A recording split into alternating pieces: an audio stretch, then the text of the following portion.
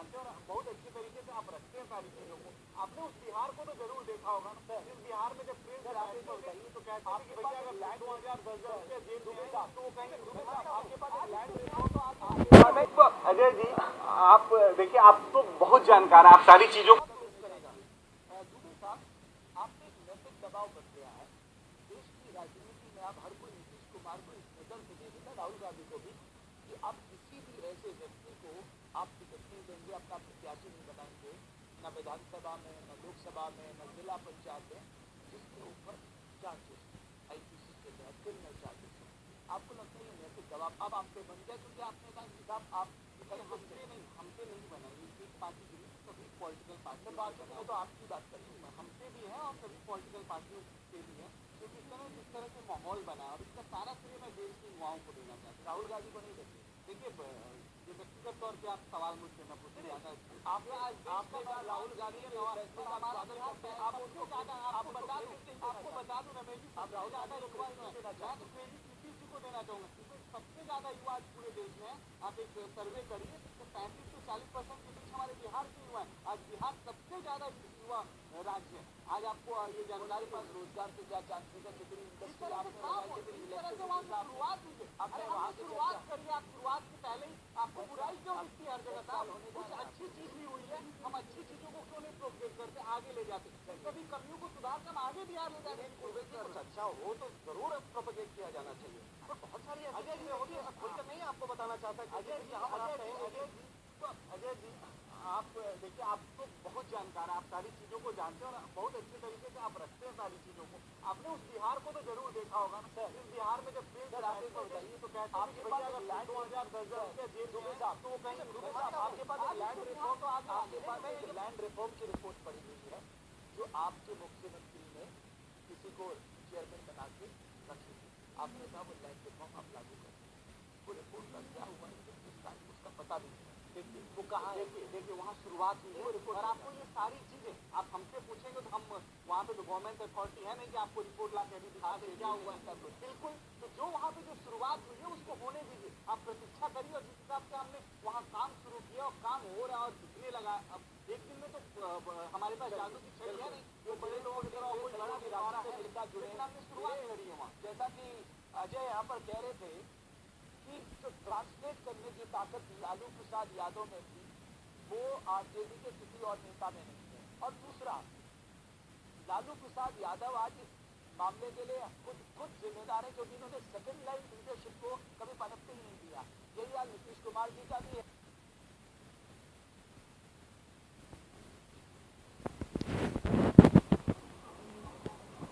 धीरेन, मेरी आवाज आप तक आ रही है?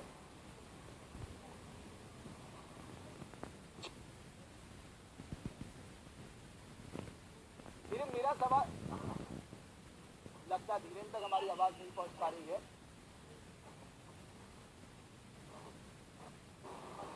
मेरे पास जो फेहरिस्त है उसके मुताबिक लोकसभा में 72 सिटिंग एमपी जो हैं उनके खिलाफ क्रिमिनल चार्जेस हैं, जिसमें बीजेपी के 18 है जो आज विरोध कर रही है, कांग्रेस के 14, एसपी के 8, एआईएडीएमके के 4, जेडीयू के 3, सीपीआईएम के 2 और 17 जो टेंटेड एमपीज हैं वो स्मॉलर पार्टीज के हैं।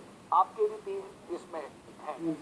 मेरा सिर्फ छोटा सा सवाल ये है कि आपको लगता है एज ए पॉलिटिकल पार्टी कि देश की पॉलिटिकल पार्टीज को अब ये खुद तय करना चाहिए कि आप किसी ऐसे प्रत्याशी को टिकट ना दें जिसके खिलाफ क्रिमिनल चार्जेस, और आप पे ये नैतिक दबाव ज्यादा है क्योंकि आपने इस ऑर्डिनेंस के खिलाफ आवाज उठाई? रमेश जी, इसमें दो चीजें बहुत समझने वाली बात है। अगर चार्जेस लग जाने से, मानिए कि लालू जी पे भी चार्जेस थी, आज अगर कोर्ट उनको एक्विटल कर देती तो अब के बाद लालू दोषी हुए हैं, आज जो सजा आई।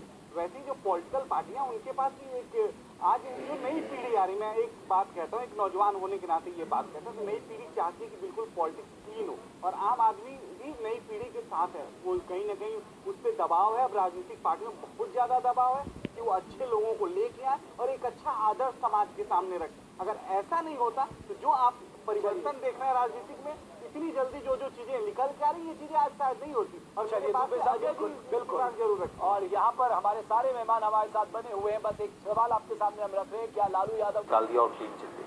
अब्दुल जी, इस बात में कोई तथ्य नहीं है। देखिए, आपकी जानकारी के लिए मैं पहली बात आपको बताऊं कि कोई भी केस जब इन्वेस्टिगेशन होता है, जो इन्वेस्टिगेशन ऑफिसर होता है, अगर उसको लगता है कि कोई आदमी दोषी नहीं है तो उसमें चार्जशीट से नाम हटा देता है, फिर चार्जशीट वो फाइल करता है। तो इस केस में बार बार देखिए, नीतीश जी को बार बार मुद्दा इसलिए बनाया जा रहा है कि इस समय बिहार में भाजपा और ये हमारे राजद के जो साथी हैं, इनको नीतीश फोबिया हो गई है और ये लोग सोते जागते उठते बैठते सिर्फ नीतीश दिखाई दे रहा है। नीतीश जी ने जो विकास कर दिया वहाँ जिस हिसाब से बिहार कहने वाले तो ये कह रहे हैं कि कांग्रेस का गुणगान ही नीतीश कुमार इसलिए कर रहे हैं कि इस मामले में उनको थोड़ा सा रिलीफ मिले। नहीं, देखिए, ये सरासर इस बात में कोई सत्यता नहीं है। और दूसरी बात मैं आपको बताऊं, राहुल जी का जो वहाँ समस्या, वो जो समस्या, अजय भैया अजय जी मेरी बात से सहमत होंगे, जो सेकुलर फोर्स की बार बार बात हो रही है, आज वो कौन लड़ रहा है, आज उसका नेतृत्व किसके पास है? और बार बार जब नीतीश जी ये बात कहते हैं कि हमें सबको साथ लेके चलना, वो कोई भी जाति कोई भी धर्म के लोग हों,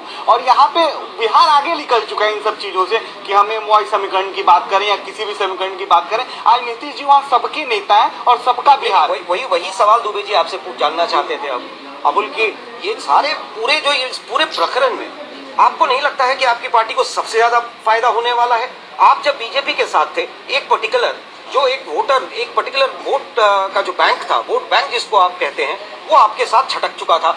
आज आप अलग हुए, अब उसको वापस लाना है, पर वो तो है आरजेडी के पास, और आरजेडी अगर इस स्थिति में है कि उसका नेता जेल में है और आप उस पे एक इतना बड़ा इशू उठा चुके हैं कि उसका जो मेन लीडर है वो स्कैम टेंटेड है, तो आपको नहीं लगता है कि आप इसका फायदा उठा पाएंगे? अजय जी, कांग्रेस के लिए मुश्किल होगा, उसके साथ ज्यादा हो सकता है, आप टाई अप पे चले जाएं। इसका जवाब लेंगे। फिलहाल हम इस वक्त बता दें, बहुत सारे बयान भी हमारे पास आ रहे हैं। आरजेडी के सीनियर लीडर रघुवंश प्रसाद सिंह ने कहा है कि उनकी पार्टी फैसले के खिलाफ हाई कोर्ट में अपील करेगी। कि क्या करते हैं, और इसके बाद आरजेडी प्रवक्ता मनोज झा का भी बयान आ रहा है। लगातार हम आपको बयान ये दिखा रहे हैं। फिलहाल बात ये हो रही है कि क्या आपको लगता है कि सिंपैथी वोट गेन करेगी आरजेडी 2014 में? मैं अजय जी के बात से थोड़ा सा उनका जवाब, उनकी बात को देना बहुत जरूरी है, क्योंकि वो विश्लेषण अच्छी तरीके से कर रहे हैं। देखिए, बिहार में तो आज नो डाउट नीतीश जी सबके सर्वमान्य नेता हैं, और इसीलिए लोगों को ये बार बार नेतृत्व की जब बात आती है, जो और अभी भी जो वहाँ के विश्लेषण हो रहे हैं, वो विश्लेषक जो है कास्ट पॉलिटिक्स से उभर ही नहीं पा रहे हैं। वो ये सोचते, और अपना जब विश्लेषण करते वो सोचते कि हिंदू पंडित किधर जाएगा, ब्राह्मण किधर जाएगा, ठाकुर किधर जाएगा, मुसलमान किधर जाएगा और यादव किधर जाएगा। आज जब सब जगह सभी पार्टियों में जब राजनीति की शून्यता दिखेगी और उसका नेता आज सर्वमान्य नीतीश जी है, तो जाहिर सी बात है कि वो सभी लोगों का जो विश्वास नीतीश में है, तो नीतीश जी और मजबूत होंगे। और बार बार जो हम अजय जी कह रहे हैं, अजय जी यही बात मेरे मुंह से सुनना चाह रहे थे, अब शायद इनको सुकून मिलेगा कि मैंने ये बात कह दी, और इसी विश्लेषण की वजह से अजय जी जो बात कह रहे हैं, बार बार इनकी बातों को और बल मिल रहा है कि ऐसा परिदृश्य वहाँ पे है कि हम हर आदमी, जो हर तबका है, वो हर तबका नीतीश जी के साथ है और नीतीश जी के विकास में उनकी मदद कर रहा है। आप ये मानते हैं कि जिस तरह की फैन फॉलोइंग लालू यादव की है, चाहे वो चुनाव हार गए और बुरी तरह से हारे हों, 22 सीटें हों सिर्फ उनकी विधानसभा में, लेकिन आप जो उनका करिश्मा जिसका अजय जी जिक्र कर रहे थे, उसको आप नकार नहीं सकते। जो फैन फॉलोइंग, जो करिश्मा लालू यादव का बिहार में था या है, वो नीतीश कुमार साहब का नहीं है। कितना मानते हैं? अब्दुल भाई, एक चीज बताएं आपको, बड़ी बात जी, आप तो पिक्चर देखते होंगे, हॉल में जाते होंगे, फिल्म में अमिताभ बच्चन को देखा होगा, अमिताभ बच्चन सुपरस्टार है, जनता आती है, लोग उनमें भीड़ लगा लेते हैं, उनकी बात सुन लेते हैं। तो वो बिहार बहुत पहले का बिहार था, जो बिहार में ये मदारी के तमाशे होते थे, लोग इकट्ठा हो जाते थे, सुनते थे, उनसे बिहार निकल गया। और मैं बार बार ये कह रहा हूँ कि आज जो हम नौजवान पीढ़ी के लोग हैं, आप हैं, हम हैं और अजय जी हैं, और जो नई पीढ़ी जो वहाँ से बाहर भी आई है, वो बिहार लालू जी के चलते है, आज वो जाके वहाँ व्यवस्था परिवर्तन में नीतीश जी की मदद कर रही है। डी राजा साहब कुछ कह रहे हैं, ये सुनते हैं क्या? And people are asserting that high morals standards must be upheld in public, and politicization of criminals should not be allowed, and corruption will have to be fought without any compromise. So the citizens of this country are asserting and articulating their concerns strongly, and our democracy is also maturing according to it. So this particular judgment will send a very strong message to the political parties and those who are now in power and those who try to come to power in the coming days. if Mr. Lalu Prasad thinks the quantum of conviction is disproportionate, or if he thinks still he is innocent, there is a legal course available for him. Government brought an ordinance regarding the MP MLA conviction and आपने देखा D राजा जिन्होंने कहा कि एक strong message होगा तमाम political parties के लिए जो पावर में हैं और जो पावर में आना चाहती हैं उन पार्टीज के लिए भी एक स्ट्रांग मैसेज होगा। और लालू यादव के पास बहुत सारा अभी फिलहाल लीगल ऑप्शंस अभी हैं, वो जा सकते हैं अपील में। आइए सुनते हैं किस तरह के पॉलिटिकल रिएक्शंस फिलहाल अभी तक आए हैं लालू यादव को इस सजा के बाद। पार्टी पे असर डेफिनेटली पड़ने वाली है, और चूंकि जब जो सबसे अगले पंथी के नेता हैं और चूंकि वो राष्ट्रीय उनके अध्यक्ष हैं और लालू जी का एक एरा है, इसको कोई इनकार नहीं कर सकता है। लेकिन जिस तरह के रिजल्ट आए हैं उससे तो कहीं ना कहीं उनकी पार्टी का असर पड़ा, बिखरेगी पार्टी। अभी उनके पास हाई कोर्ट जाने का रास्ता है, तो जब तक हाई कोर्ट या सुप्रीम कोर्ट में उनके इस एहसान का बदला चुकाएगी आगे आने वाले वक्त में। जी सबसे बड़ा सवाल इसमें ये है कि आज यूपीए के पार्ट तो है ही है लालू जी, इसको तो हमें एक्सेप्ट करना चाहिए कि आज की डेट में भी उनकी जो पार्टी है वो यूपीए को समर्थन दे रही है। वो तो बाहर है नहीं, सरकार में आज भी वो ये जरूर है कि उनके कोई मंत्री नहीं है, बड़ा समर्थन नहीं है, बड़ा समर्थन नहीं है क्योंकि छोटी पार्टी हो गई है, छोटे दल हो गए।